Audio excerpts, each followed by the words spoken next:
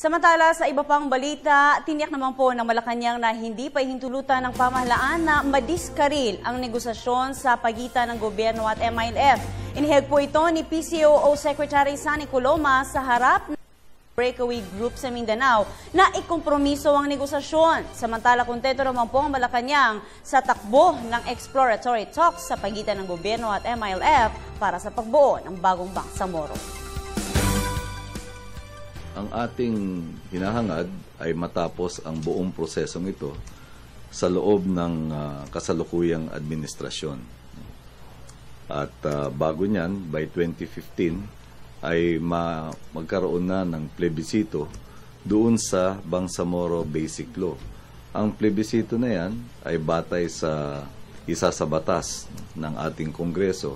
At yung isa sa batas ng ating Kongreso ay magiging batay din doon sa agreement.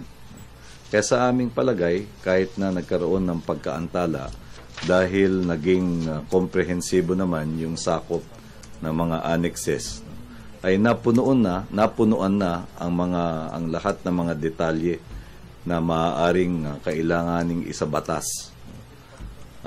Kaya hindi naman natin masasabi na outright na delay yung proseso dahil yung naman pagtalakay na nila in fine at pagkakaroon ng comprehensive treatment of all the vital issues in each of the annexes would have facilitated the drafting of the basic law.